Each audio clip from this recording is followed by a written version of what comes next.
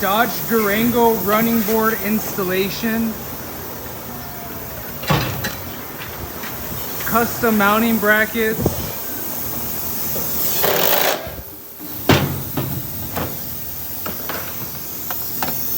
6-inch wide step going on there. We'll check it out when it's done.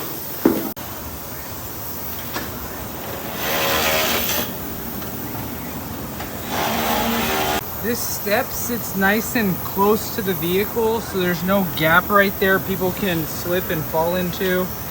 It looks like a factory mounted design, factory appearance.